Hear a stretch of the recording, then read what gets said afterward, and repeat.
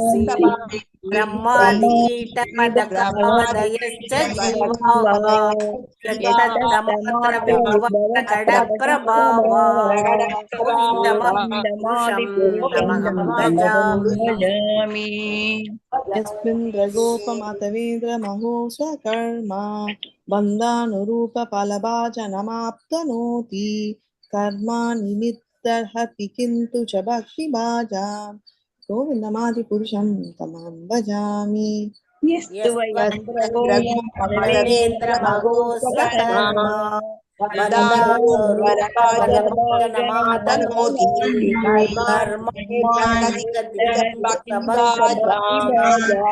गोविन्दमादिपुरुषं तमहं भजामि। यस्त्विन्द्रगोपम् अतवेन्द्रमहास्वकर्मा बन्धानुरूपं फलभाजनातनोति कर्माणि निर्हति किन्तु च भक्तिभाजां गोविन्दमादिपुरुषं तमहं भजामि। यस्त्वन्द्रगोपमतवेन्द्रमहोत्स्वकर्मा बन्धानुरूपफलभाजनमादनोति कर्माणि निर्हति किन्तु च भक्तिभाजां गोविन्दमादिपुरुषं तमहं भजामि। Hare Krishna. Hare Hare Krishna Krishna. Ma'am, thank you. Thank you माताजी। हरे कृष्ण மேம் என்ன माताजी। டேட்ஸ் மேம் ஃபைனலா போறது டிசைட் பண்ணிருக்கீங்க? माताजी இன்னைக்கு கந்தம் குட் குட் குட் கேர்ள். हरे कृष्ण माताजी। नमस्कार माताजी। நமஸ்காரம். சத்தம் கேட்கல. சாரி மாதாஜி, அன்மியூட் கிருஷ்ண பண்ணேன். மாதாஜி No பிரணாம். problem. நம்ம- என்ன டேட்ஸ் பிளான் பண்றீங்க? நம்ம தமிழ் டீம் வந்து நீங்க எல்லாம் பேசின மாதிரி ரத்த யாத்திரை எப்ப போடலாம்? ஜூலை 7th. ஸோ எல்லாருமே ஜூலை 6th அங்க வந்து மார்னிங் வந்து ரீச் ஆகுற மாதிரி பார்த்துட்டு ஜூலை 7th ஈவினிங் மேல ரத்த யாத்திரை முடிஞ்ச பிறகு கிளம்புறவங்க அவங்களுடைய விருப்பம். இல்லைன்னா ஜூலை 8th இன்னும் 2 நாள் இருந்து சேவை பண்ணணும்னு நினைக்கிறவங்க கூட இருந்துட்டு வரலாம். This is for mandatory for Tamil team. அதாவது தமிழ் டீம் மேண்டேட்டரி. ஆனா என்ன, தீட்சை எடுக்கிறவங்க கண்டிப்பா வரணும். ஆனா பிரபுஜி வந்து at least you have to come one more time அப்படின்னு சொல்லி இருக்கிறதுனால ஸோ அதுக்காக ரெக்கமெண்டேஷனுக்காக இந்த இது. அடுத்து வந்து மிச்சருக்கு டிவோட்டிஸ் வரக்கூடாமா, வர வேணாமா, வரக்கூடாதெல்லாம் கிடையாது. யார் வேணாலும் தமிழ் டிவோட்டிஸ் வரலாம். ஓகே, ஸோ நீங்க வந்தாதான் பிரபுஜி கூட மாதாஜி ரொம்ப கூட ஹாப்பியா கூட வரலாமா மாதாஜி? நம்ம கூட வரலாம் மாதாஜி. உங்களோட அழைச்சிட்டு வரலாம். ஃபேமிலி யாராவது கூட ஒருத்தவங்களை, ஏன்னா ஏஜ்டு பீப்புள் இல்லையா, உங்களோட ஒருத்தர் அழைச்சிட்டு வர்றது தட் இஸ் ஆல்வேஸ் குட் இல்லையா. ஒரு பொண்ணையோ அவங்களுடைய பையனையோ யாராவது அவங்க வர மாதிரி இருந்தா it is well and good. ஏதாவது ஒரு டிவோட்டி யார் வேணா கூட்டிட்டு வாங்க. ஆமா, சரிங்களா? அது ஒண்ணு. அடுத்து வந்து நம்ம 19th வந்து 19 வந்து என்னைக்கு வருது? அது மண்டே வருதுன்னு நினைக்கிறேன் எனக்கு தெரிஞ்சு. So Monday August 19th is the temple inauguration. அதனால நாம எல்லாருமே வந்து 17th அப்படி வர மாதிரி பாத்துக்கணும். எனவே சாட்டர்டே நமக்கு சண்டே வந்து நமக்கு வந்து ஃப்ரீயா தான் இருப்போம் இல்லையா.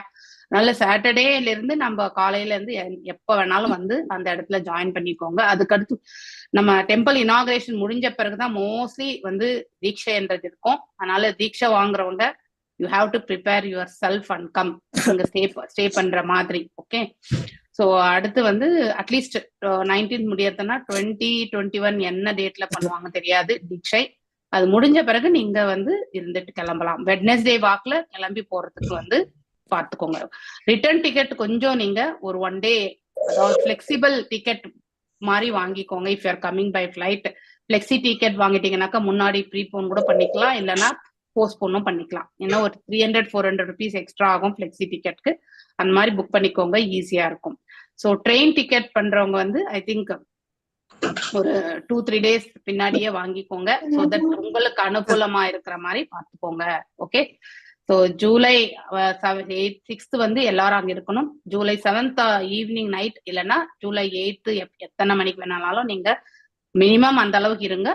அதுக்கப்புறம் கூட 2-3 நாள் இருந்து சேவை பண்ணிட்டு போகணும்னு நினைக்கிறவங்க 100% உங்களுடைய சௌகரியம் இருந்து சேவை பண்ணிட்டு வரணும்னு நினைக்கிறவங்க இருந்து சேவை பண்ணிட்டு வாங்கோ. யாருக்குமே அங்க வந்து no objection. So 17th and 18th August வந்து அங்க ரீச் ஆகுற மாதிரி பாருங்க. அடுத்து வந்து 22nd or 21st அங்கிருந்து கிளம்புற மாதிரி பார்த்துக்கோங்க. ஓகே, ஒரு 5 days அங்க இருக்க வேண்டியிருக்கும். பார்த்துட்டு எல்லாரும் அரேஞ்ச்மெண்ட்ஸ் எல்லாம் பண்ணிக்கிட்டு accordingly you please come. Okay, இப்ப எங்கேயாவது யாத்திரை போனா எப்படி இருக்கும் இல்லையா, அந்த மாதிரி நினைச்சுட்டு வாங்கோ டெம்பிள் இனாக்ரேஷன். ஆனா அங்க வந்து நம்ம யாத்திரையில போனா சுத்தி பார்த்துட்டு இருப்போம். ஆனா அந்த இடத்துல போன பிறகு நமக்கு வேலை தான் இருக்கும் இல்லையா. திருத்தொண்டு புரியறதுல நமக்கு வந்து அவகாசம் நிறையவே கொடுப்பாங்க. ஏன்னா ஃபுட் ப்ரிப்பரேஷன், வெஜிடபிள் கட்டிங், பெருக்கி துடைக்கிறது, பாத்திரங்கள் கழுவி கொடுக்கறது, இது எல்லாமே இருக்கும். அதனால வந்து அந்த சேவை தான் மகத்தான சேவையே கூட. கூட்டி பெருக்கிற சேவை, அதாவது 10 பாத்திரம் தேய்ச்சி கொடுக்குற சேவை, இதெல்லாம் வந்து எதுக்கு கொடுக்குறாங்க, நம்மளுடைய சகிப்புத்தன்மையை இன்னும் வந்து அபிவிருத்தி செய்துக்கிறதுக்கு தான். ஸோ தட் நம்மளுடைய, அதாவது ஹியூமிலியேஷன் சொல்லுவோம் இல்லையா, அடுத்து வந்து ஹம்பிள்னஸை வந்து நம்ம இம்ப்ரூவ் பண்ணிக்கணும். இது 2 விஷயங்கள். ஸோ சில பேருக்கு வந்து நான் இவ்வளவு பெரிய வசதியில இருந்தவன், நான் எதுக்கு இது செய்யணும் அப்படிங்கிற ஒரு இது இருக்கும் இல்லையா. ஸோ நிறையவே உண்டு நமக்கு. ஏன்னா ஈகோவோடு இருக்கக்கூடியவங்க தான் நாம. அது எல்லாத்தையுமே வந்து ஈகோவை வந்து ரொம்ப மட்டம் தட்டுறதுக்கே வந்து இருக்கக்கூடிய சேவைகள் தான் இது எல்லாமே. அதான் எங்க போனாலுமே ஆசிரமத்துக்கு போன உடனே நமக்கு ஹையர் வேலை கண்டிப்பா கொடுக்கவே மாட்டாங்க. நமக்கு கொடுக்கறது வந்து ஸ்டார்டிங்க வந்து கூட்டி பெருக்கிறது இதுலதான். ஸோ அந்த இதுலதான் ரங்கோலி போடுறது, இந்த மாதிரி விஷயங்கள்ல தான் வந்து கண்டிப்பா கொடுப்பாங்க.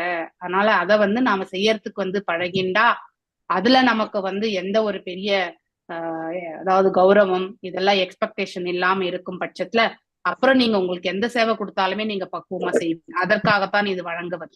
ஓகே, சோ மேலும் வந்து நம்ம பஜன்ஸ் கூட வந்து இந்த வாரத்துல ஸ்டார்ட் பண்ணலாமான்றது வந்து எனக்கு தெரியல. ஸோ நீங்க எல்லாரும் ஓகே அப்படின்னு சொன்னீங்கன்னாக்கா பஜன்ஸ் கூட நம்ம வந்து, ஐ திங்க் மகாலட்சுமி மாதாஜி has to come back with அவங்களுடைய கிட்ஸ் அவைலபிலிட்டி ஆல்சோ.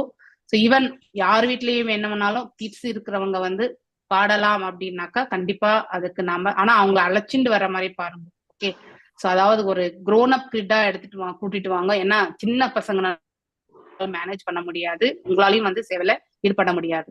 ஒரு 15 வருஷம் அப்படி இருக்கிறவங்கன்னா தே கேன் மேனேஜ் இண்டிவிஜுவலி. அப்படிப்பட்டவங்க வந்து கண்ட்ரிபியூஷன் பண்ணணும்னாக்கா இந்த மாதிரி சாங்ஸ்ல வந்து கண்டிப்பா அழைச்சிட்டு வாங்கோ. ஓகே, லெட் தெம் டூ த வைஷ்ணவா சாங்ஸ். நாம இப்பத்துல இருந்தே ஒரு 2-3 மாசம் வந்து பழகணும்னா அந்த சாங்ஸ் எல்லாமே நாம அந்த இடத்துல வந்து பாடலாம்.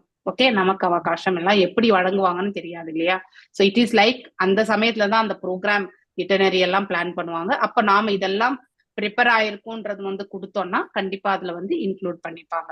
So it is based on the நம்ம என்ன இன்புட்ஸ் எல்லாம் கொடுக்குறோம், அதுக்கப்புறம் எத்தனை டீம் எவ்வளவு கொடுத்துருக்காங்க, அதனால எல்லாருக்குமே ஒரு ஆப்பர்ச்சுனிட்டி கொடுக்கணும்ன்ற அந்த ஒரு இதுல வந்து கண்டிப்பாக வழங்கப்படும். அதனால எல்லா சாங்ஸ்க்குமே எல்லாருமே ப்ரிப்பேர் ஆகுங்க. இந்த பர்டிகுலர் சாங்ன்ட்டு கிடையாது. ஏன்னா எந்த சாங்ல கொடுத்தாலும் எல்லாருமே உட்கார்ந்து பாடிடலாம். ஸோ தட் நமக்கு ஆப்பர்ச்சுனிட்டி கிடைக்கலையே அப்படிங்கிற வருத்தம் எல்லாம் எதுவுமே இருக்காது. ஓகே, ஸோ என்ன சேவை கொடுத்தாலும் செய்யணும். சேவை கிடைக்கலையேன்னு வருத்தப்படவும் கூடாது. சேவை அதிகமா கொடுத்துட்டாங்களேன்னு சொல்லிட்டு, அதாவது என்ன இவ்வளவு கொடுத்துட்டாங்களேன்னு மனசையும் இது பண்ணிக்க கூடாது. இந்த 2 விதமான நிலைகளை நாம கண்டிப்பா பகவானுடைய சேவையில கண்டிப்பா மனசை அந்த மாதிரி எடுத்துட்டு வரக்கூடாது. ஓகே, சரிங்களா. ஸோ எஸ்மா, வேற ஏதாவது டவுட்ஸ் இருக்காமா? ஐ திங்க் ராதிகா மாதாஜி கிளம்பிட்டாங்களா என்ன? ஹரே கிருஷ்ணா. லாஸ்ட் ராதிகா மாதாஜி. ராதிகாம்மா ஹரே கிருஷ்ணா. மாதாஜி இல்லைங்க மாதாஜி, கிளம்பிட்டாங்க. இருக்காங்களே, மியூட்ல தான் இருக்காங்க.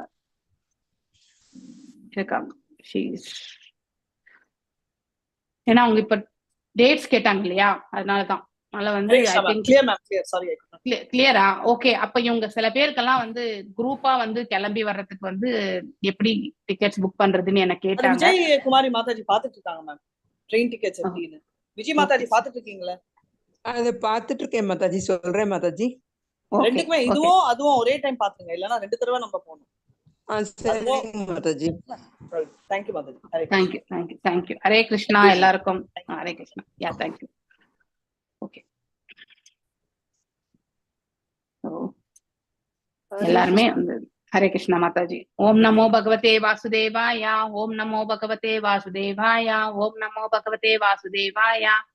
நாராயணம் நமஸ்கிருத்யம் நரம் சைவ நரோத்தமம் தேவீம் சரஸ்வதிம் வியாசம் ததோ ஜாயம் உதீரயேத். நஷ்ட பிராயேஷு பதரேஷு நித்யம் பாகவத சேவையாம் பகவத்ய உத்தம ஸ்லோகே பக்திர் பவதி நைஸ்திகி. ஓம் அஜ்ஞான திமிராந்தஸ்ய ஞானாஞ்சனய ஷலாக்கய चक्षुरुन्मीलितं येन तस्मै श्री गुरवे नमः. श्री चैतन्य मनोभीष्टं स्थापितं येन भूतले स्वयं रूपा गदामह्यं तदा स्वपदान्तिकं. हे कृष्णा करुणा सिन्धु दीनबन्धो जगत्पते गोपेशा गोपिका कांत राधा कांत नमस्तुते तप्त कांचन गौरांगी राधे वृंदावनेश्वरी ऋषभानुसुते देवी प्रणमामि हरिप्रिये वाञ्छकल्पदारुभ्यश्च कृपा सिन्धुभ्यैव च पतितानां पावनेभ्यो वैष्णवेभ्यो नमो नमः।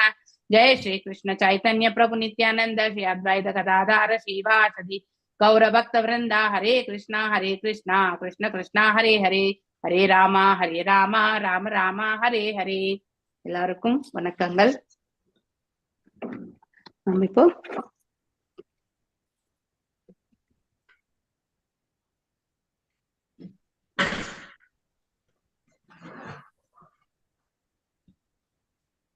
ஜய ராத மாதவ குஞ்ச பிஹாரி जय राधा राधा माधव कुंज कुंज बिहारी ஜய ராத மாதவ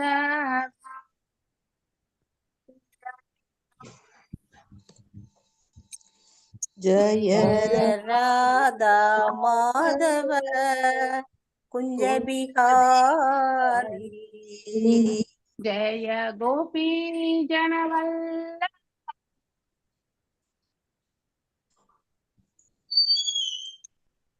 जय गोपी जन वल्लभ गिरिवरदारी जय गोपी जनवल्लभ गिरिवरदारी जय गोपी जन वल्लभ गिरिवरदारी यशोदनन्दन जनरञ्जन यशोदनन्दन ब्रज जन रञ्जन यशोदनन्दन ब्रज जनरञ्जन यशोदनन्दन ब्रज जन रञ्जन यमुनतीरावनचारि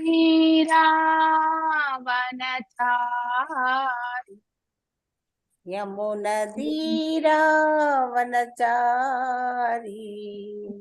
यमुनतीरावनचारि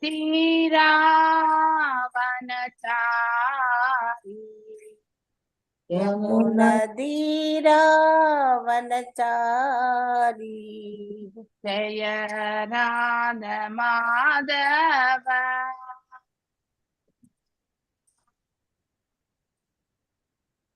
जय राधा माधव कुंज बिहारी जय राधा माधव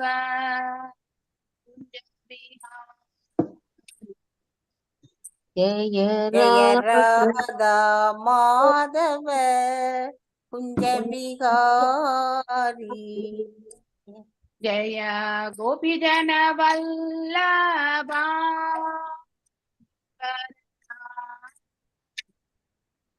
जय गोपी जन वल्लभा गिरिवरदारी जय गोपी जन वल्लभा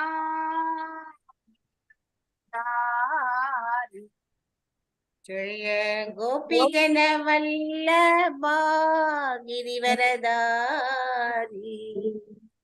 यशोदनन्दन ब्रज जनरञ्जन यशोदनन्दन ब्रज जन रञ्जन यशोदनन्दन ब्रज जनरञ्जन यशोदनन्दन ब्रज जन रञ्जन यमुनतीरावनचारि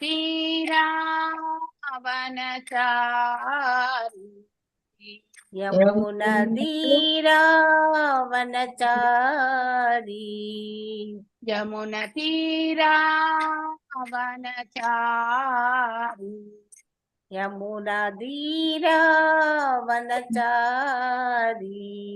जय राधा माधव कुंज बिहारी जय राधा माधव कुंज बिहारी हरे कृष्णा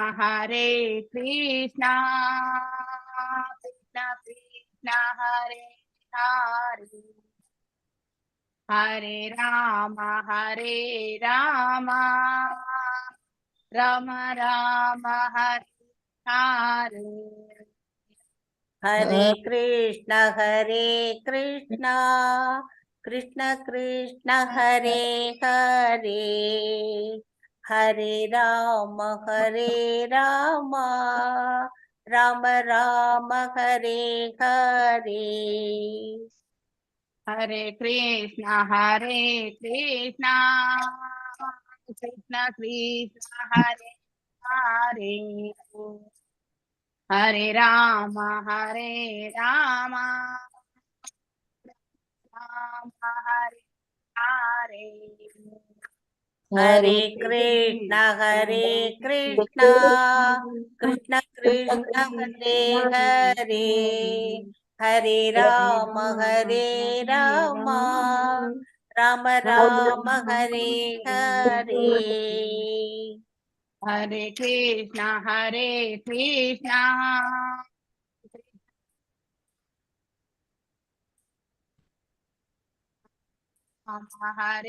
राम राम हरे हरे हरे कृष्ण कृष्ण कृष्ण हरे हरे हरे राम राम हरे हरे हरे कृष्णा माता जी हरे कृष्ण माता जी हरे कृष्ण माता जी प्रणाम नमस्कार हरे कृष्ण हरे कृष्ण माताजी எல்லாருக்கும் ஹரே கிருஷ்ணா எல்லாருக்கும் ஹரே கிருஷ்ணா நமஸ்காரங்கள் வணக்கங்கள் வந்தனங்கள் மாதாஜி வணக்கம் ஹரே கிருஷ்ணா வணக்கம் மாதாஜி ஹரே கிருஷ்ணா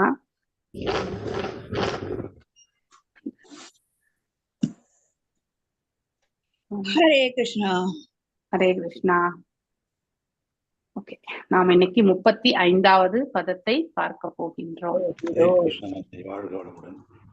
ஹரே கிருஷ்ணா பிரபு ஹரே கிருஷ்ணா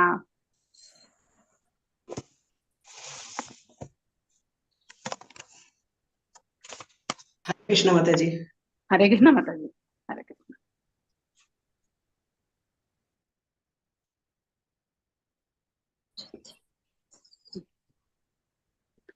मुक्ताश्रयं ह्यर्हि निर्विषयं विरक्तं निर्वाणं रुच्यति मनः सहसा यदाशी आत्मानमत्र पुरुष्यो वह्यायवधानमेघ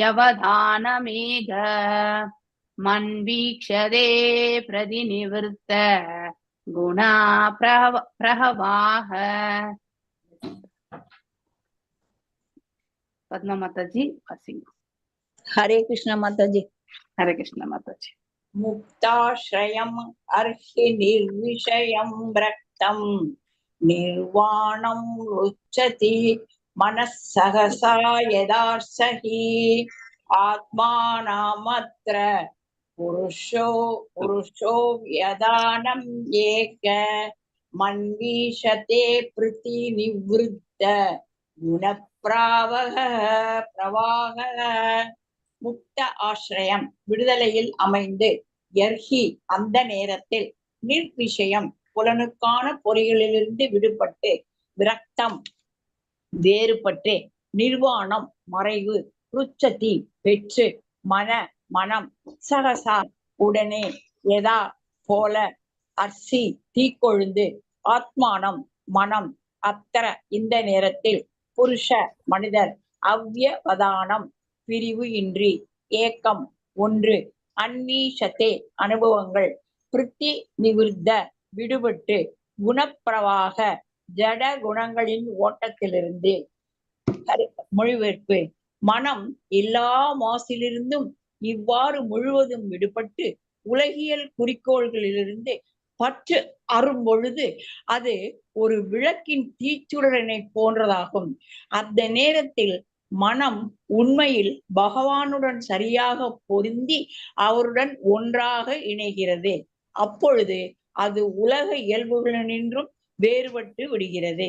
பொருளுரை: இந்த ஜட உலகில் மனத்தின் செயல்பாடுகள் ஒப்புக்கொள்ளலும் மறுத்தலும் ஆகும். மனம் உலக உணர்வு நிலையில் இருக்கும் வரை அது பரமபுருஷ பகவானை தியானிப்பதை ஒப்புக்கொள்ள வற்புறுத்தி பயிற்றுவிக்கப்பட வேண்டும். ஆனால் ஒருவர் உண்மையில் பகவானை விரும்பும் நிலைக்கு உயர்த்தப்படும் பொழுது மனம் சரியாக பொருந்துதல் நிர்வாணம் அல்லது மனத்தை பகவானுடன் ஒன்றச் செய்தல் எனப்படும். பகவத்கீதையில் நிர்வாணத்தின் சிறந்த சான்று தரப்பட்டுள்ளது. தொடக்கத்தில் அர்ஜுனரின் மனம் கிருஷ்ணரிடமிருந்து விலகி இருந்தது. கிருஷ்ணர் அர்ஜுனர் போரிட வேண்டுமென்று விரும்பினார். ஆனால் அர்ஜுன் போரினை விரும்பவில்லை. அதனால் கருத்து வேறுபாடு இருந்தது. ஆனால் பரமபுருஷ பகவானிடமிருந்து பகவத்கீதையை கேட்ட பிறகு அர்ஜுனர் தன் மனத்தை கிருஷ்ணரின் ஆசையுடன் சரியாக பொருத்தினார். இது ஒருமை எனப்படும். ஆயினும் இந்த ஒருமை அர்ஜுனரையும் கிருஷ்ணரையும் அவர்களது தனித்தன்மைகளை இழக்க காரணமாக இருக்கவில்லை. மாயாவாதிகள் இதை புரிந்து கொள்ள இயலாது.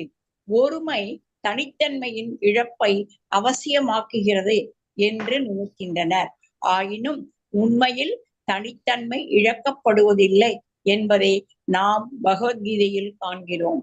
மனமானது முழுவதும் கடவுளின் அன்பில் தூய்மை அடையும் பொழுது மனம் பரமபுருஷ பகவானின் மனமாகிறது. அந்த நேரத்தில் மனம் தனியாக செயல்படுவது இல்லை. பகவானின் ஆசையை நிறைவேற்ற உள்ளுயிர்ப்பு இன்றியும் செயல்படுவது இல்லை. தனிப்பட்ட விடுதலை அடைந்த ஆத்மாவுக்கு வேறு வேலை இல்லை. பிரித்தி நிவிருத்த குண பிரவாக கட்டுப்படுத்தப்பட்ட நிலையில் மனம் எப்பொழுதும் ஜட உலகின் 3 குணங்களால் தூண்டப்பட்ட செயலில் ஈடுபட்டுள்ளது. ஆனால் உன்னதமான நிலையில் உலகியல் குணங்களால் பக்தரின் மனத்தை தொல்லைப்படுத்த இயலாது. பக்தருக்கு பகவானின் ஆசைகளை திருப்தி செய்வதை விட வேறு எந்த அக்கறையும் கிடையாது. அதுவே நிர்வாணம் அல்லது நிர்வாண முக்தி எனப்படும் முழுமையின் மிக உயர்ந்த நிலையாகும்.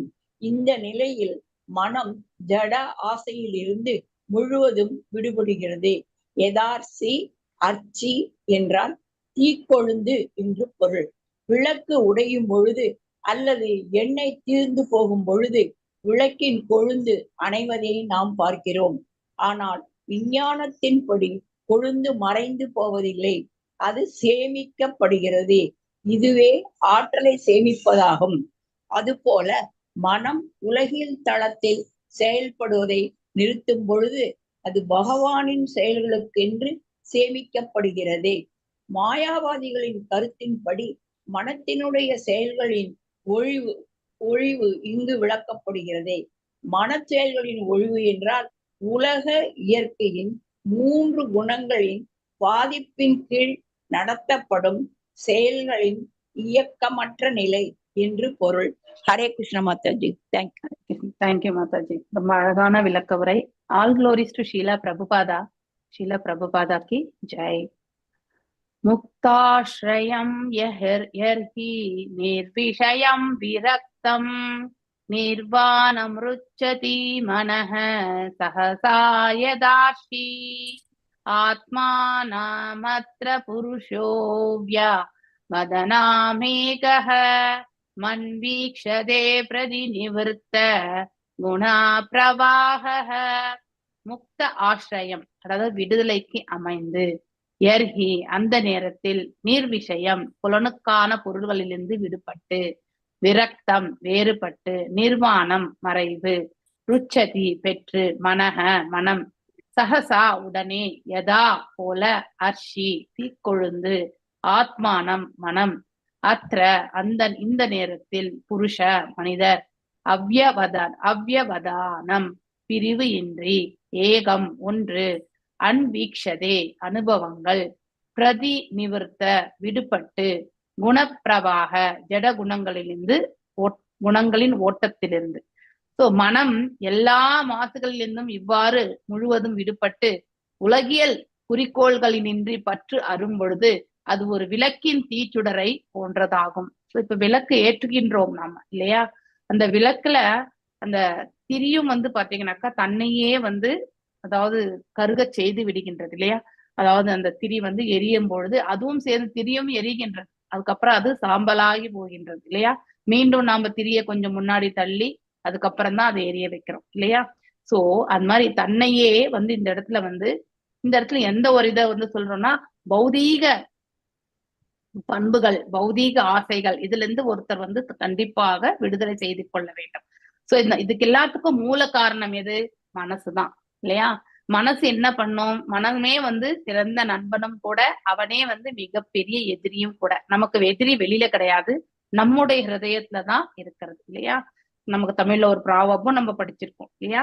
தீதும் நன்றும் பிறர் தர வாரா அப்படின்னு சொல்லிட்டு. அப்படின்னா நம்ம மனசு எப்படி நினைச்சு என்ன செயல்ல ஈடுபடுகிறதோ, எவ்வாறு ஈடுபடுகின்றதோ அதனுடைய விளைவுகளை நாம தான் எதிர்கொள்கின்றோம்.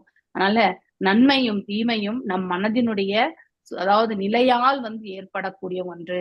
ஒரு சூழ்நிலையை நாம அதை நன்மையாகவும் மாற்றிக்கொள்ளலாம், தீமையாகவும் மாற்றிக்கொள்ளலாம். அது நம்முடைய எண்ண ஓட்டத்தில் இல்லையா?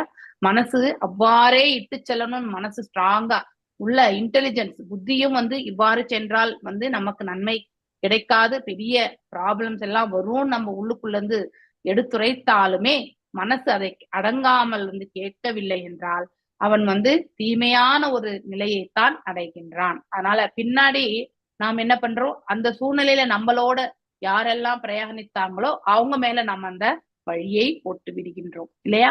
உண்மையிலே நம்ம மனசை நம்மளால அடக்குவதற்கு முடிவதே கிடையாது. இதுதான் உண்மை. ஸோ மனம் கட்டுப்பாட்டில் இருந்தால் ஆட்டோமேட்டிக்லி நம்ம சுத்தி எல்லாமே நன்மையான செயல்களாக அமையும். அதே மனசு அடங்காத தன்மையில் செயல்பட்டால் நம்ம ஆற்றக்கூடிய செயல்களுடைய விளைவுகள் அனைத்துமே நமக்கு பாதகமாகத்தான் முடியும். அதனால மனசை கட்டுப்படுத்துறதுக்கு நாம கண்டிப்பா பிரயத்தனிக்கணும். சோ யோகிகள் இவ்வளவு தூரமே பகவானுடைய ரூபத்தை எண்ணிக்கொண்டு அவர்களால மனசை கட்டுப்படுத்த முடிந்தது. இப்போ ஒரு முறை மனதை அவர்கள் கட்டுப்படுத்த அந்த பக்குவத்தை அடைந்த பொழுது அவர்களுடைய மனம் எல்லா மாசிலிருந்தும் விடுபட ஆரம்பிக்கிறது இல்லையா? மனசு கட்டுப்பாடு முடிஞ்சா பௌதீகத்திலிருந்து விடுதலை அடையணும்ன்ற அந்த கோட்பாடை ஸ்ட்ராங்கா மனசு ஏத்துண்டாலே ஆட்டோமேட்டிக்கலி இந்த உலகியல் கலங்கங்கள் என்ன எதனால வருது? அதாவது காமத்தினால் வருது இல்லையா? கோபத்தினால் வருது, லோபத்தினால் வருது, மோகத்தினால் வருது இல்லையா? மதத்தினால் வருது. அதாவது மதம் என்றால் ரிலிஜன் கிடையாது, அகங்காரம். ஓகே, மதத்தினால் வருது. அடுத்து மக்ஷரம், அதாவது பொறாமை. இந்த 6 விதமான நிலைகளால் நம்ம ஹிருதயத்தில் இருக்கக்கூடிய அந்த ஆத்மா மீது அழுக்குகள் என்பது படிய ஆரம்பிக்கிறது.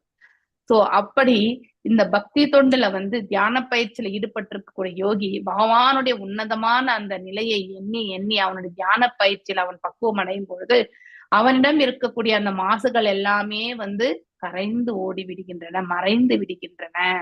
அது ஒரு விளக்கின் தீச்சுடரை போன்றதாகும் இல்லையா? எவ்வாறு அந்த தீச்சுடர் பிரகாசத்தை எல்லோருக்குமே வழங்கி தன்னுடைய நிலையையுமே அது குறைத்து கொண்டே வருகின்றது இல்லையா?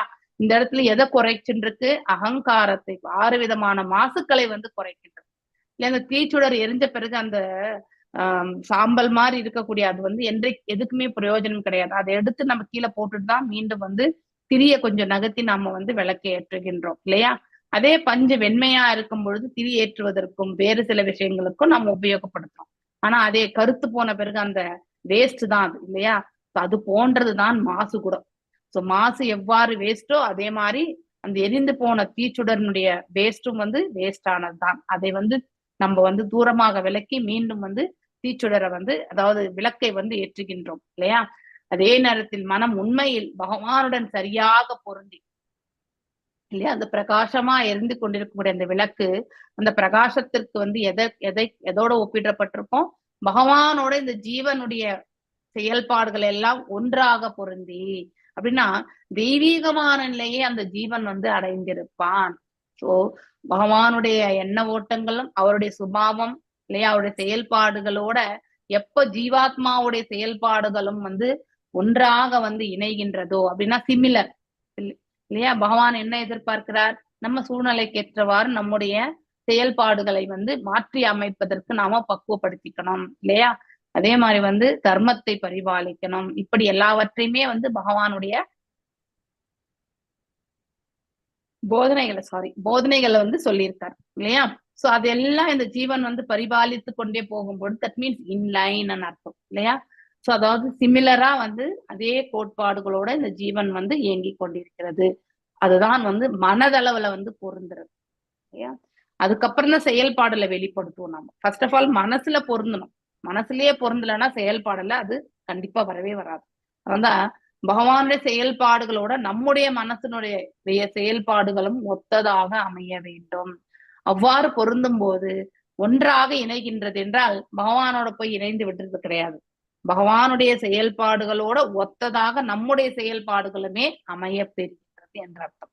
அப்ப நாமளும் அதே நிலையில வந்து தர்மமான மார்க்கத்துல வந்து செல்வதற்கு வந்து வழிவகுத்து கொண்டிருக்கிறோம்.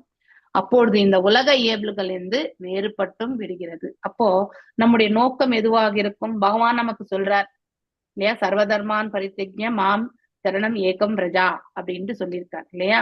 என்னையே நம்பி உன்னுடைய தர்மங்கள் அனைத்துமே நீ என்ன பரிபாலித்து கொண்டிருக்கிறாயோ அத்தனை தர்மங்களை விடுத்து என் பாதங்களில் சரணடை அப்படின்னு சொல்றார். உன்னை எல்லா பாவ விளைவிலிருந்து விடுவிக்கின்றேன், பயப்படாதே அர்ஜுனா அப்படின்னு சொல்றார். சோ அவரையே எண்ணி தாழ் பண்ணியக்கூடிய அத்தகைய பக்குவமான மனசு கண்டிப்பாக இருக்கணும் நமக்கு இல்லையா? சோ இந்த மாதிரி அதாவது நம்ம வீட்டுல கூட ஒரு பாசிட்டிவ் எனர்ஜி அப்படிங்கறது வந்து நாம பார்க்கிறோம் இல்லையா? பக்தி கொள்ளும் பொழுது அது கண்டிப்பா மனசுல பிரார்த்தனைகள் எல்லாமே வந்து என்றைக்குமே வீண் போகிறது கிடையாது. ஆனா அந்த அந்த அவ்வாறு அந்த செயல்கள் எல்லாமே நாம் எந்த நம்பிக்கை கொண்டு செய்ய வேண்டும்? உறுதி கொண்ட மனதோட, அதாவது நம்ம அனுகூலியஸ்ய வர்ஜிதம் பிரதிகூலிய அனுகூலியஸ்ய சங்கல்ப பிரதிகூலியஸ்ய வர்ஜிதம் ரட்சிஷ்யதி கோபித்ரே இல்லையா? அவராவது நம்மளை ரட்சணை பண்றதுக்கு பகவான் இருக்கிறார் அப்படிங்கறத வந்து உறுதியா வச்சுக்கணும். அவரை தவிர்த்து நம்மளை யாரை ரட்சணை பண்றவங்க இந்த பிரபஞ்சத்துல கிடையாது என்பதையுமே நம்ம மனசுல நினைக்கணும். அதே மாதிரி இந்த பௌதீகத்துல இருக்கக்கூடிய ஈடுபாடு எல்லாமே நம்ம ஒரு கருமித்தனமான இதுல இருக்கணும். அதாவது நிறைய ஆசைகள் எல்லாம் இருக்கக்கூடாது இல்லையா? அப்படிப்பட்ட ஒரு மனோபாவத்தோட நாம எண்ணிக்கொண்டு பக்தி கொண்டால், பிறருக்கும் நாம பிரார்த்தனைகள் செய்தால் அதனுடைய நிலை வந்து கண்டிப்பாக ஒரு நல்லதொரு நிலையில வந்து இருக்கிறது தான்.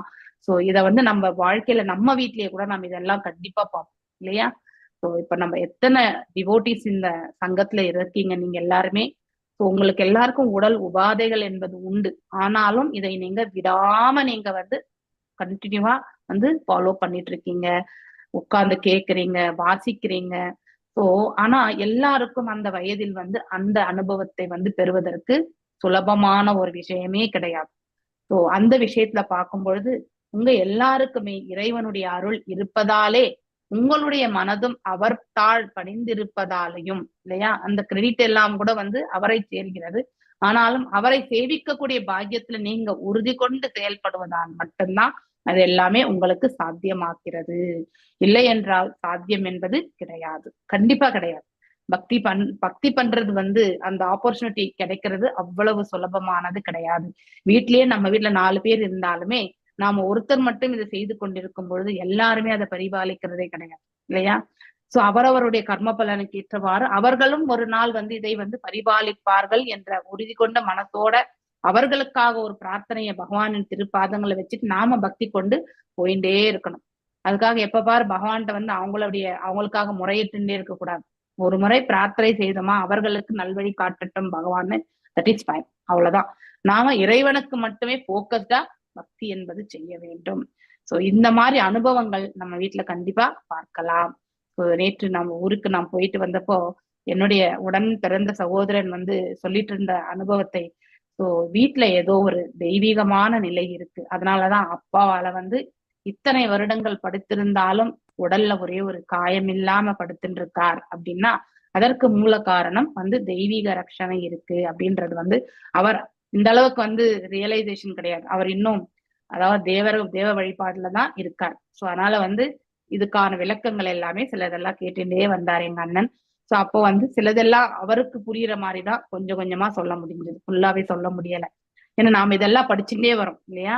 இந்த ஒரு இதெல்லாமே அனுகிரகம் வந்து நம்ம குரு பரம்பரையில இருந்து கிடைச்சது, இறைவனுடைய அருளால கிடைச்சது. ஆனா என்னுடைய தந்தையார் 4வது வருடமாக இப்படி படுத்துட்டே இருக்கிறத பார்க்கும்பொழுது மனசு சங்கடம் மாதாஜி இருந்தாலும், படுத்துட்டே இருந்தா பெட் சோர் வந்துரும் மாதாஜி.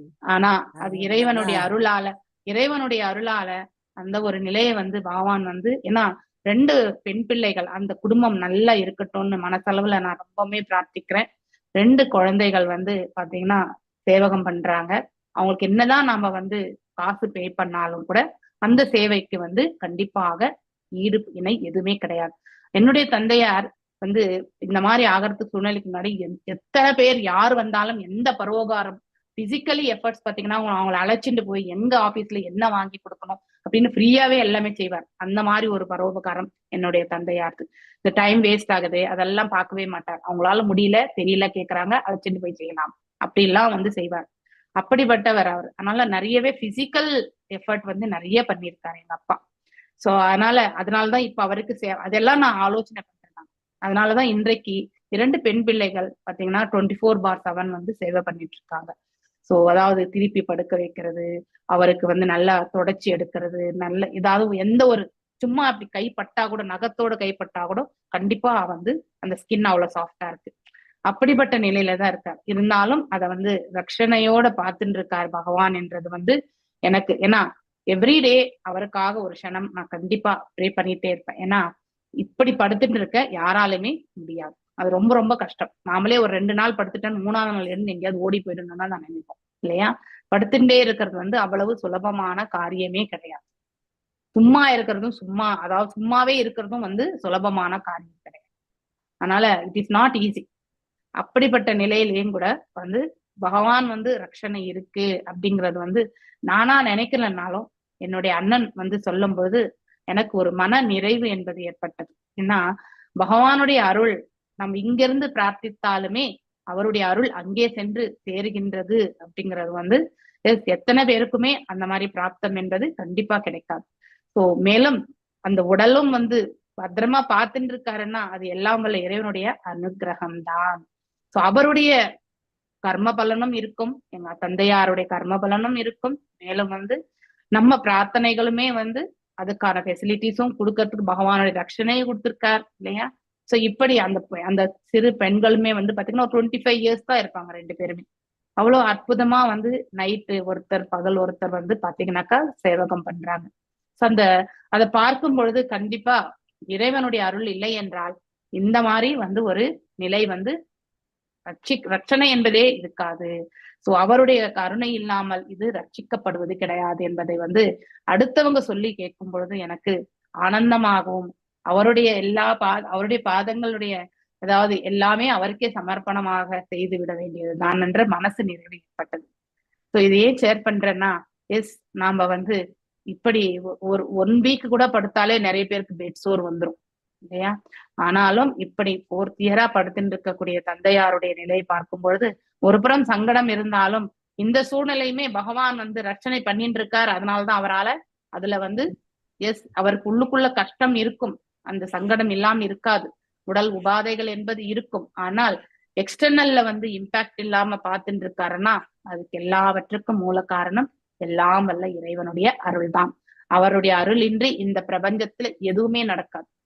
அப்படிங்கிறது வந்து ஒவ்வொரு க்ஷணமுமே வந்து நிரூபித்து கொண்டு இருக்கின்றார். இதை நாம உணர்றதுக்கு தான் நம்முடைய புத்தியை நாம உபயோகப்படுத்தணும். நீங்க எல்லாரும் கூட வந்து இந்த பிளாட்ஃபார்ம்ல இப்படி உட்கார்ந்து கொண்டு சேவை செய்யணும்னு நினைக்கிறீங்க இல்லையா. So that and all is உங்களுடைய முயற்சி, இறைவன் தாள் நீங்க பணிந்திருக்கக்கூடிய பக்தி மற்றும் மனோபாவம், அவருடைய கருணை, இதனாலதான் நீங்க எல்லாருமே இணைஞ்சிருக்கீங்க. Without that everyone will not be here அப்படிங்கிறது வந்து நாம கண்டிப்பா தெரிஞ்சுக்கணும். சோ இது எதுக்கு இவ்வளவு விளக்கம் கொடுத்தேன்னா மனசுதான் காரணம். மனசு ஒருநிலைப்படுத்த வேண்டும். இறைவன் தாள் நாம பணிவதற்கு நம்மள நாம தயார்படுத்தி கொள்ளணும். அதனுடைய விளைவு வந்து நம்மளுக்கு தான் நன்மையாக அமையும் அப்படிங்கிறத வந்து உணரணும்.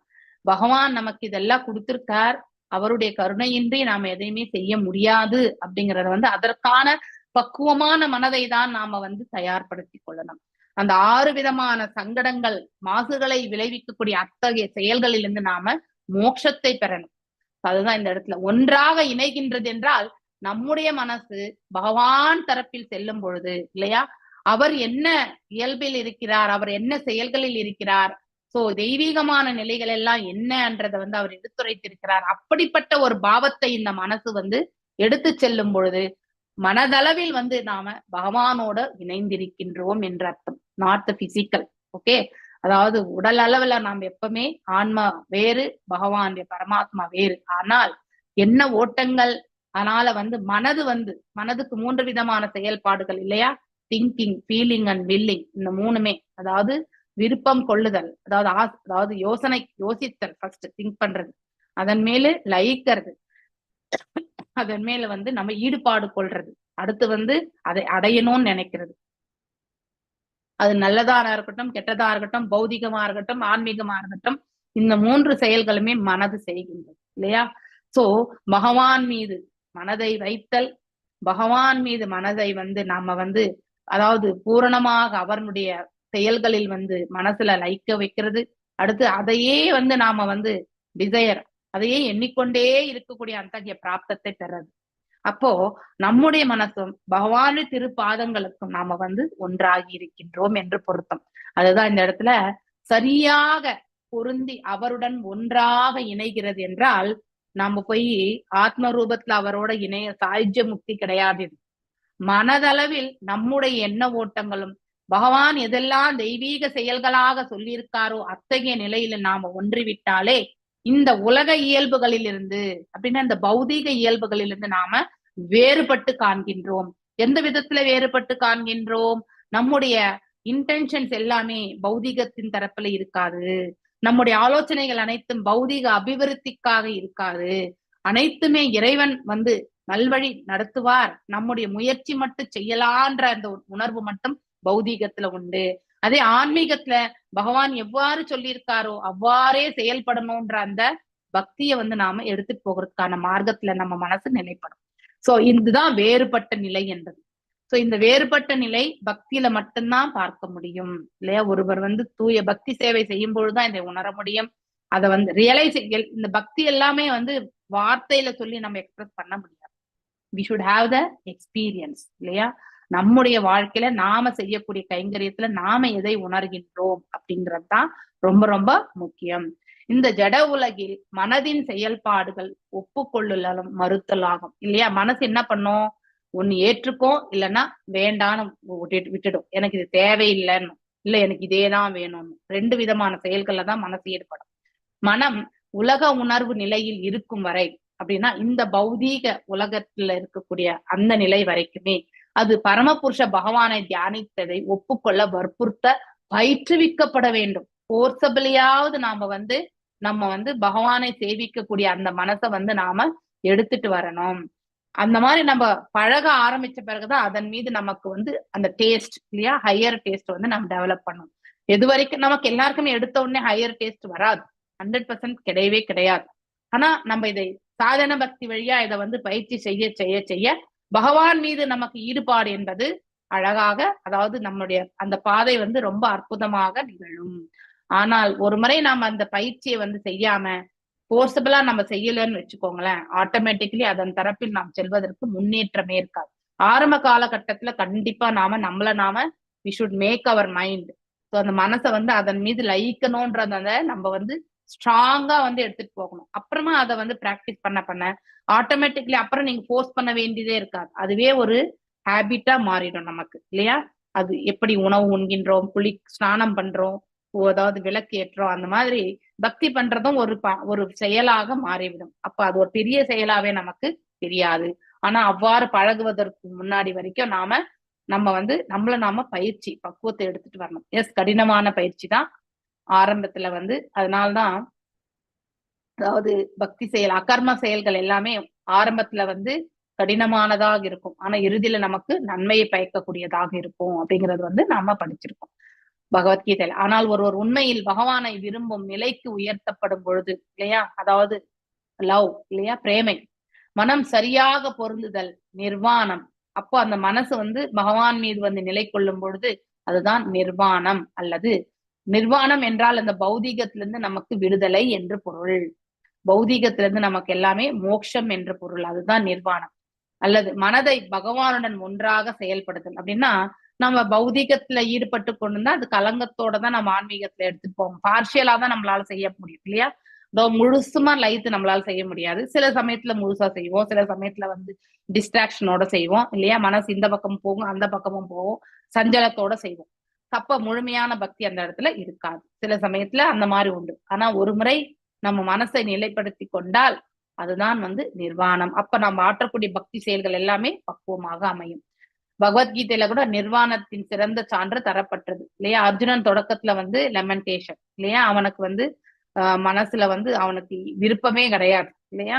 குழப்பம், கலக்கம் இல்லையா? வாய் உளர்றது, கை நடுக்கம், காண்டீபம் விழுறது, இதெல்லாம் நம்ம ஃபர்ஸ்ட் அத்தியாயத்துல நம்ம படிச்சாச்சு இல்லையா? அவனால 5 விதமான காரணங்களையுமே அவன் சொல்கின்றான் இல்லையா? அதனால கருணை இல்லாத தன்மை, ஏன்னா உறவினர்களை எல்லாம் கொன்று விட்டால் சோ அந்த பாவம் எல்லாம் நமக்கு சேரும் இல்லையா?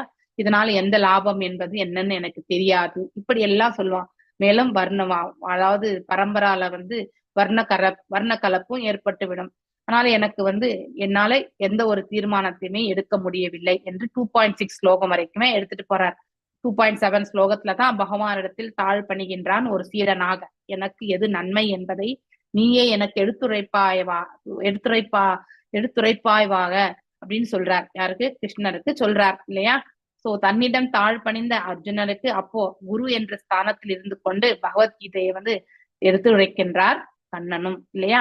இப்படி நம்ம பிறகு கடைசியில வந்து என்ன சொல்றார்? சர்வதர்மான் பரித்யஜ்ஞா அந்த வரைக்கும் முடிக்கிறார். அதுக்கப்புறம் வந்து அவனும் வந்து அர்ஜுனரும் அதனுடைய நோக்கத்தை புரிந்து கொண்டு எல்லாம் வல்ல இறைவனுடைய நோக்கம் எதுவோ அவர் தர்மத்தை ஸ்தாபிக்கணும்னு நினைக்கிறார், அதர்மத்தை அழிக்கணும்னு நினைக்கிறார், பக்தர்களை ரட்சிக்கணும்னு நினைக்கிறார். அதே மாதிரி அர்ஜுனரும் அதர்மத்தை அழிப்பதற்கு தன்னுடைய உறவினர்களாக இருந்தாலும் அவர்களை எல்லாம் வதை தெரிவதற்கு அவனும் வந்து மனசை பக்குவப்படுத்திக் கொள்கின்றான் இல்லையா? தர்மத்தை நிலை நிறுத்தறதுக்கும் வந்து இறைவனோட சேர்ந்து நிறுந்து இல்லையா? அவனும் வந்து தன்னுடைய பங்கை வந்து செயல்படுத்துகின்றான். தன்னுடைய தர்மமான செயலை அவன் நிலை நிறுத்துகின்றான். அதர்மம் எல்லாம் அழிகின்றது. இப்படி நம்முடைய செயல்கள் அனைத்துமே இறைவனுக்கு ஒத்ததாக இருக்க வேண்டும். அப்படிப்பட்ட நிலையில் இருந்து கொண்டு நாம செயல்பட வேண்டும். சோ அவ்வாறுதான் அதுதான் ஒருமை எனப்படும். ஆயினும் இந்த ஒருமை அர்ஜுனரையும் கிருஷ்ணரையும் அவர்களுடைய இண்டிவிஜுவாலிட்டியிலிருந்து கிருஷ்ணர் வேறு அர்ஜுனர் வேறு இல்லையா? குவாலிட்டியில மட்டும்தான் இருவரும். அதுதான் அச்சிந்த பேத அபேத தத்துவம் நம்ம சைத்தன்ய மகாபிரபு சொன்னது இல்லையா? சோ அதனால அபேதா என்றால் இருவருமே இண்டிவிஜுவல்ஸ் தான். ஆனா பேதா என்பது அந்த வேறுபாடு. அபேதா என்றால் மனதளவில் இல்லையா? அவர்களுடைய எண்ணம் எல்லாமே வந்து ஒன்று போல இருந்தது, நித்தியமான செயல்களில் இருந்து செயல்பட்டார்கள் என்று சொல்லப்படுகிறது. சோ அதனால மாயாவாதிகள் இதை புரிந்து கொள்ள இயலாது. ஒருமை தன்மை என்பது தனித்தன்மை இழப்பை அவசியமாக்குகிறது என்று நினைக்கிறார். தன்னையே இழந்து விடக்கூடிய நிலை என்று நினைக்கிறார்கள். ஆயினும் அவர்கள் எங்கேயுமே இழக்கவில்லை. மனதளவில் தான் அவர்கள் வேறுபட்ட கருத்துக்களை எல்லாம் தூக்கி எறிந்து இல்லையா, அதையெல்லாம் கலைந்து விட்டு இறைவன் தாள் வந்து பறிந்த போது இறைவன் என்ன எதிர்பார்த்தாரோ அதையே தான் அர்ஜுனன் செய்தான். அதுதான் ஒருமை. ஒன்றாகி விடுவது ஒருமை கிடையாது இல்லையா? மனமானது கடவுளின் அன்பில் தூய்மை அடையும் பொழுது ஆப்வியஸ்லி நம்ம தெய்வீக குவாலிட்டிஸ் எல்லாமே நம்ம அபிவிருத்தி செய்யும் பொழுது நம்ம வந்து தெய்வீக நிலையை அடைகின்றோம். நம்முடைய புலன்களும் பக்குவம் அடைகின்றது. மனம் பரமபுருஷ பகவானின் மனமாகிறது. அவருடைய மனம் எவ்வாறு அந்த மாதிரி ஒரு மனதை நாமளும் அடைகின்றோம். தெய்வீக நிலையில இருந்து கொண்டு இல்லையா? அக்கர்ம நிலையை அடைகின்றோம். அந்த மாத்திரையில் மனம் தனியாக செயல்படுவது இல்லை. ஏன்னா டிபெண்டன்ட். நாம இறைவனிடத்தில் தாழ் படையும் பொழுது என்னை வந்து ஒரு எந்திரமாக பகவானை நீ உபயோகப்படுத்திக் கொள். எவ்வாறு புல்லாங்குழல் வந்து அதாவது பகவானுடைய கைகளில் எப்பொழுதுமே இருந்து கொண்டிருக்கிறது. ஆனா அது புல்லாங்குழல் ஆகிறதுக்கு முன்னாடி எவ்வளவு ப்ராசஸ் இல்லையா? அத வந்து நல்லா வந்து இந்த கார்பென்ட்ரி ஒர்க்ல பாத்தீங்கன்னாக்கா அதை வந்து நல்லா மேல வந்து இது பண்றது இல்லையா? அடுத்து வந்து துளைகள் போடுவது. இப்படி தன்னையே வந்து அது இப்ப நம்ம கூட வந்து கை ஏதாவது சிறிதா வெட்டி கொண்டா நத்தம் வரும்பொழுது எவ்வளவு வருத்தப்படுறோம். அது போன்றதுதான் புல்லாங்குழலுக்கு கூட. அந்த இடத்துல நம்ம ரத்தத்தை பார்க்கலன்னாக்கா அதுக்கு வலி இருக்காதா என்ன? கண்டிப்பாக இருக்கும். புல்லாங்குழலும் தன்னை வந்து பாத்தீங்கன்னாக்கா அதை வந்து பக்குவப்படுத்திக் கொள்கிறது. இறைவன் கையில் எப்பொழுதுமே இருப்பதற்கு அது தன்னையே வந்து தயார்படுத்திக் கொள்கிறது. அத்தனை வழிகளையுமே அது தாங்கி செல்கின்றது. சோ நாம கூட பக்குவம் அடையறதுக்கு இத்தனை தடங்கல்கள் இருக்கும். அந்த தடங்கல்கள் எல்லாமே வந்து ஏற்றுக்கொண்டு யாரையுமே நம்ம அவதூறு சொல்லாம இல்லையா, சோ அனைவருடைய கருத்துக்களையுமே வந்து நம்ம கேட்டுக்கொண்டு அதுல எது உசிதமான செயல் நம்ம பக்தியை வந்து மேற்கொள்வதற்கு என்று எடுத்துக்கொண்டு, நம்ம வீட்டுல 4 பேர் இருந்தாங்கன்னா 4 பேருடைய கருத்துக்கள் இருக்கும். சோ அவங்களுடைய மனசையும் சங்கடப்படுத்தாம நம்முடைய பக்தியும் பக்குவமா எடுத்து போறதுக்கான மார்க்கத்தை வழியை நாம தேடணும். ஆனா யாருடைய தயவை, யாருடைய கருணையை யாசித்து, எல்லாம் வல்ல இறைவனுடைய கருணையை யாசித்து. அதனால பகவானின் ஆசையை நிறைவேற்ற உள் இருப்பு இன்றியும் செயல்படுவதில்லை. சோ அதாவது அவருடைய இருப்பு அதாவது அவருடைய ஆசை என்ன, இந்த இடத்துல வந்து தன்னுடைய பக்தர்களை ரட்சிக்கிறது. பக்தர்கள் வந்து செயல்களுக்கு எல்லாமே அவரே வந்து பக்தர்களுடைய பெயரை வந்து பாத்தீங்கன்னாக்கா புகழாரங்கள் சூட்டணும்னு நினைப்பார். அந்த கிரெடிட் எல்லாமே அவங்களுக்கு கொடுத்தணும்னு நினைப்பாரு பகவான். ஏன் அதை சொல்றாருன்னா அவருக்கு எல்லாமே இருக்கு, அவருக்கு எதுவுமே தேவையில்லை. ஆனா இந்த புகழாரங்களையுமே பக்தர்களுக்கு சூட்டும் பொழுது அவர்களுடைய செயல்பாடுகளை எல்லாம் பார்த்து அவரை பின்பற்றுபவர்கள் வந்து அதே பக்குவ நிலைக்கு வந்து முயற்சி செய்கிறார்கள். இதனால எத்தனையோ ஜீவன்களுடைய வாழ்க்கை வந்து பாத்தீங்கன்னாக்கா நன்னிலை அடைகிறது இல்லையா. நாம எல்லாம் நன்னிலை அடைஞ்சு இறைவன் தாள் பணியணும், இறைவனிடத்தில் இருக்கக்கூடிய இடத்துக்கு சேரணும்ன்றதான் பகவான் எதிர்பார்க்கிறார். அதை நாம உணரக்கூடிய பக்குவத்துல நாம கிடையாது. ஆனா அப்படிப்பட்ட பக்குவத்தை வந்து பகவான் மாத்திரம் கிடையாது, அவருடைய பிரதிநிதிகளாலும் வழங்கப்படுகிறது.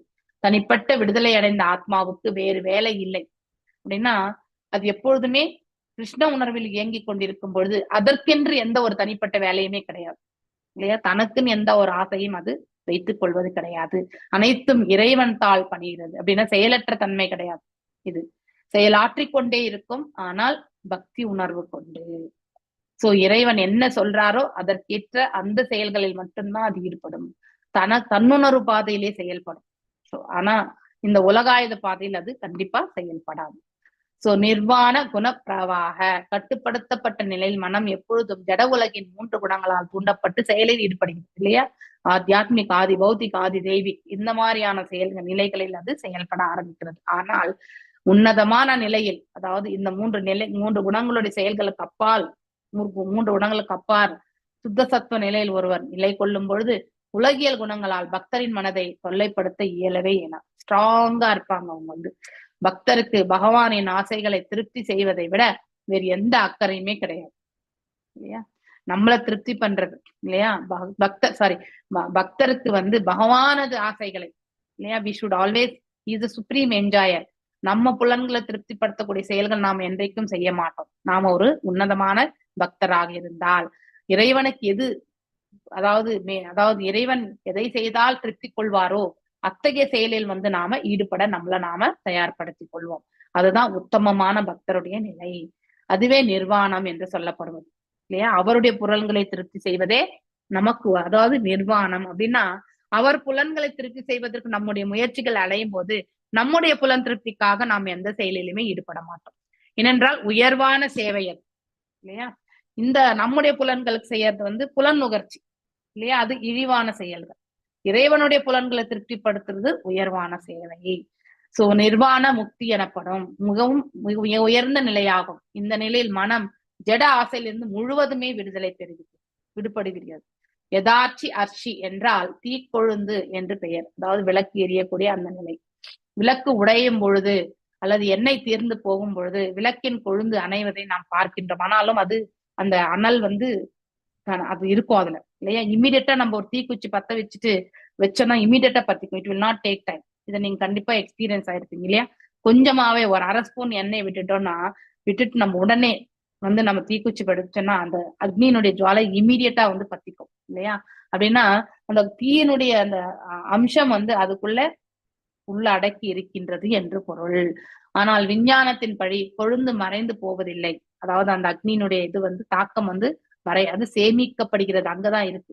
அதுவே ஆற்றலை சேமிப்பதாகும். அது போன்றுதான் நாமளும் வந்து இந்த தெய்வீகமான அதாவது அந்தரங்க சக்தியை வந்து சேமிப்பதாகும். மனம் உலகியல் தளத்தில் செயல்படுவதை நிறுத்தும் பொழுது, அதாவது பௌதீகத்தில் நிலை செய்யக்கூடிய செயல்களை வந்து நாம பௌதீக லாபத்திற்காக செயல்படுத்தாமல் நிறுத்தும் பொழுது அது பகவானின் செயல்களுக்கு என்று சேமிக்கப்படுகிறது இல்லையா. நாம இதுல நிறுத்தணும்னா ஆட்டோமேட்டிக்கல் இதுக்குதான் நம்ம செயல்படுகின்றோம் என்று அர்த்தம். மாயாவாதிகளின் கருத்துப்படி மனிதன் மனதினுடைய செயல்களின் ஒழிவு இங்கு விளக்கப்படுகிறது. மனச்செயல்களின் ஒழிவு என்றால் உலக இயற்கையின் 3 குணங்களின் பாதிப்பின் கீழ் நடத்தப்படும் செயல்களின் அதாவது இயக்கமற்ற நிலை என்று பொருள். பௌதீக கண்ணோட்டத்திலோட செய்யறத நாம நிறுத்திடுவோன்ற பொருள். அதுதான் மனச்செயல்களின் ஒழிவு என்று பொருள். எஸ் 36. எஸ் புஷ்பா மாதாஜி பெருசா இருக்கே, சரி வாசிங்கோ, நாளைக்கு விளக்கம் சொல்றேன், வாசிங்க. शोक्ये दया शरमया मनसो निवृत्तया तस्मिन् महीं न्यवसद्य सुगदु कबाह्ये देहुत्वां यश्यति तत्तरीतु करोयत् स्वात्यमन्विद उपलब्ध प्रथामकाष्ठ. वासिंगो माताजी. हरे कृष्ण माताजी. हरे कृष्ण माताजी. शोपेतया सरमया मनसो निवृत्य तस्मिन् महिं नियवसितः सुखदुःखकवाके हेतुत्वं प्यसति कर्तरि दुःखयोर्यत् स्वात्मन् विदत्त उपलब्ध परात्मकाष्ठः. ச யோகி அபி மேலும் ஏத்தையா இதனால் சரமயா இறுதி மனச மனதின் நிவிருத்திய ஜட பிரதிகிரிகையின் ஒழிவால் தஸ்மின் அவருடையதில் மகிமே இறுதியான புகழ் அவசித அமைந்து சுகதுக்க பாக்ய இன்ப துன்பங்களுக்கு வெளியில் கேதுத்வம் காரணம் அபி உண்மையில் அசதி அறியாமையின் விளைவு கர்த்தரி போலி ஆளுமையில் தூக்கையே இன்பம் மற்றும் வலியின் யத் எந்த ஸ்வ ஆத்மன் அவருடைய சொந்த மனதிற்கு